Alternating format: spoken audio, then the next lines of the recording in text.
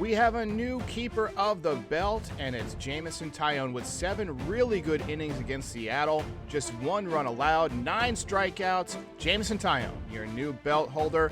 Welcome to Morning Yanks.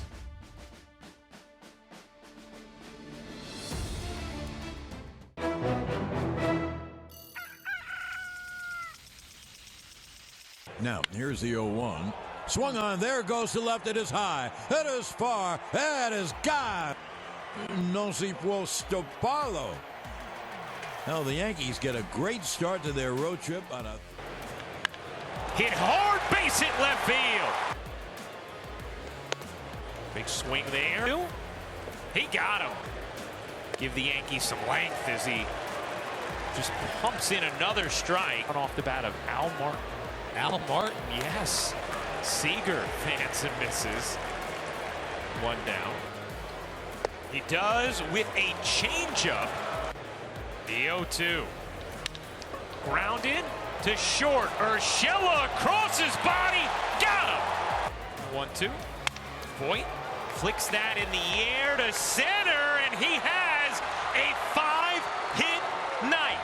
Are you listening?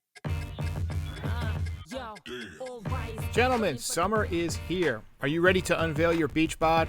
Well, you're in luck. Our friends at Manscaped just launched their 4th generation performance package, which includes the Lawnmower 4.0.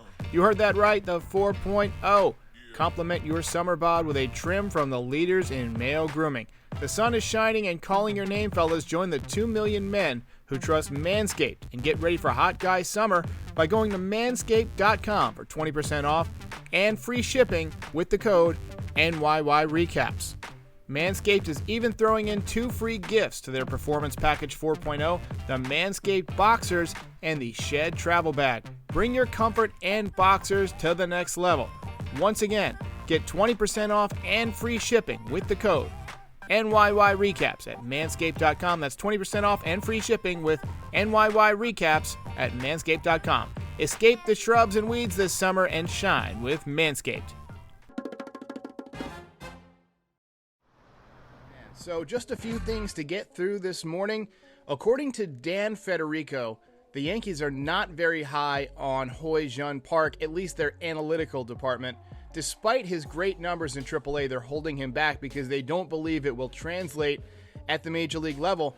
And to me, that's just kind of a malpractice to not reward a young player. When you have a spot, it's got to be bad for morale. I hope that the Yankees reconsider that decision. Hoy-Jun Park tearing it up at AAA and still not getting a chance. So while the Yankees are not really built to dominate in their own ballpark like we typically see from their team, they are built to crush left-handed pitchers like Justice Sheffield, who's kind of mediocre according to StatCast.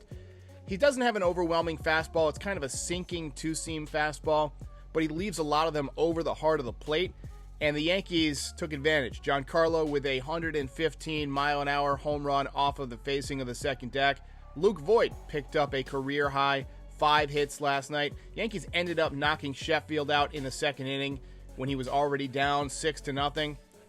And I got to say this about Tim Locastro. I have no idea what type of player he's going to be for the Yankees, but when he's on base at the bottom of the order, it definitely changes the at-bats that guys like DJ LeMahieu and Aaron Judge have, because you have to get the ball up. If you throw the ball in the dirt, he's going to be able to take second base. Or if he's on second base, he'll be able to take third base. So the pitcher has got to get the ball up. He's got to elevate it a little bit. That's going to help DJ LeMahieu, who likes that ball, up between the knees and the belt.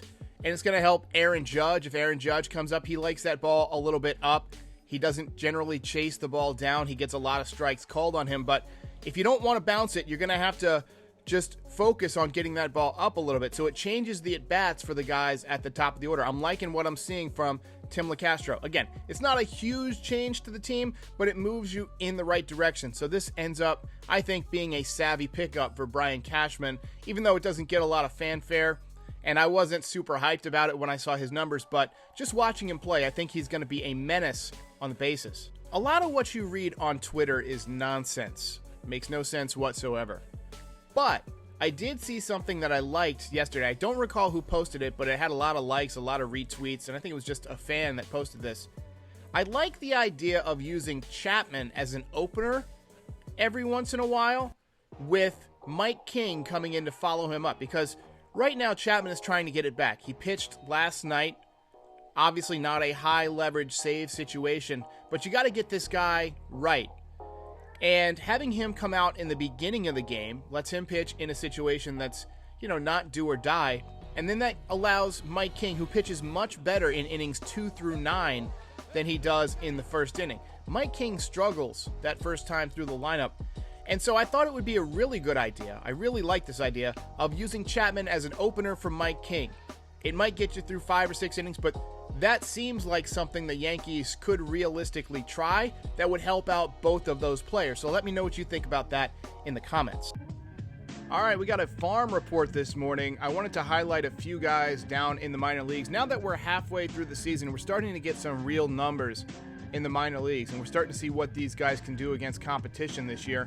Anthony Volpe, batting .309 with 11 home runs and 46 ribbies, 20 stolen bases, a 1.088 OPS, absolutely tearing it up at the Low A Yankees affiliate. So he's looking really good. Jason Dominguez, who will play in the Futures game, off to a bit of a slow start, only 11 at-bats. He's 2 for 11. He's shown a good eye at the plate, better than most young players. Also, I'd imagine pitchers are pitching him carefully. They know who he is. They're going to work carefully around him. 6 walks, 4 strikeouts. He does have 1 stolen base.